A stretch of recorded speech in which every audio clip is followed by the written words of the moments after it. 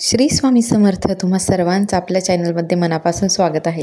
तुम्ही म्हणत असाल की हा सगळा पसारा का दाखवते आहे, तर आज तुम्हाला जी आठवड्याची किचन क्लिनिंग आहे ती दाखवणार आहे.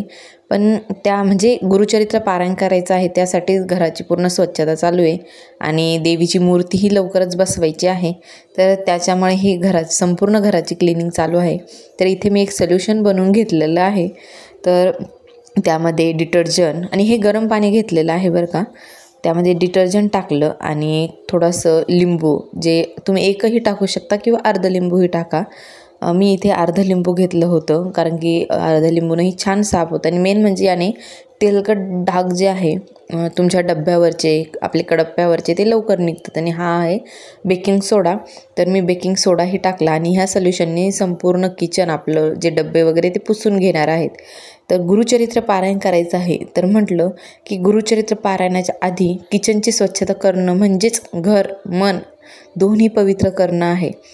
तर त्यामुळेच पहिले घर पवित्र करून घेऊया आणि सेवेमुळे तर मन पवित्र राहतच आपलं. त्यानंतर असं होतं ना की कधी असं वाटतं की पूर्ण घर स्वच्छ असलं की घरामध्ये आपलं स्वयंपाकघर हे लक्ष्मीचं स्थान आहे आणि जेव्हा ते स्वच्छ असतं तेव्हा सकारात्मक ऊर्जा संपूर्ण घरामध्ये फिरते. तर गुरुचरित्र पारायण म्हणजेच अंतःकरणाची शुद्धी, म्हणून बाहेरची स्वच्छता देखील तेवढीच महत्त्वाची आहे. त्यामुळेच आज मनावरती घेतलं आणि सगळ्यात अगोदर किचनची स्वच्छतेला लागले.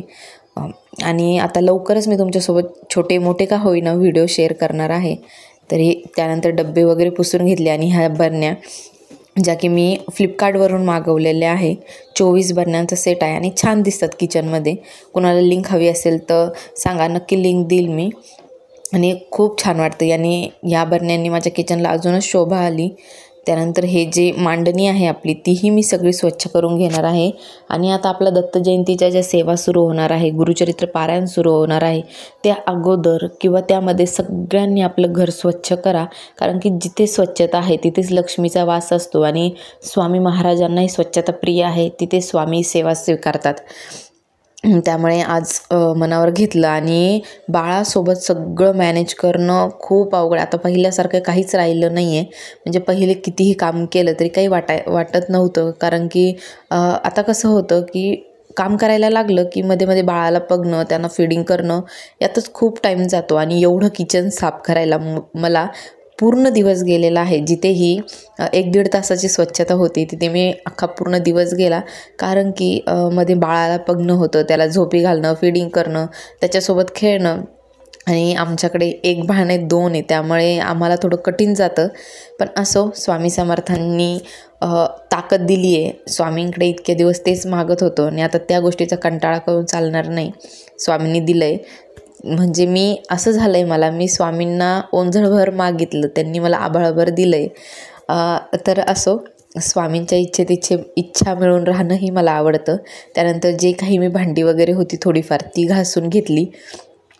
ती घासल्यानंतर की जे बेसिंग आहे हेही तुम्ही दररोज स्वच्छ करत जा. कारण की हे जर स्वच्छ असलं ना तर झुरळं वगैरे आपल्या घरामध्ये होत नाही. आणि आपण तिथे दररोज भांडी वगैरे घासतो तर आपले भांड्यांचा एक वासही येत नाही आणि स्वच्छताही दिसते आणि छान वाटतं. त्यानंतर आपण जे साबण वगैरे वापरतो तेही स्वच्छ करून ठेवत जा. फ्रीज राहिलं होतं साफ करायचं, फ्रीजही स्वच्छ करून घेतलं. ज्या फ्रीजचे आतले कंटेनर वगैरे आहेत ते मी अगोदरच स्वच्छ करून घेतलेले होते. आणि त्यानंतर माझं किचन बघा, जेव्हा हे बघतो ना आपण, एक माझ्या तरी मनाला एक वेगळं सुख भेटतं. माझं किचन एवढं सुंदर दिसत होतं. फक्त आता ते असं राहावं, कारण की दररोजच्या स्वयंपाकामध्ये थोडे तेलकट हात लागणे वगैरे होऊन जातं. पण असो, दररोजचाच भाग आहे, काम संपत नाही आणि स्त्रियांच्या आयुष्यात तर कसंच नाही. व्हिडिओ आवडला असेल तर नक्की लाईक, शेअर, सबस्क्राईब करा. श्री स्वामी समर्थ.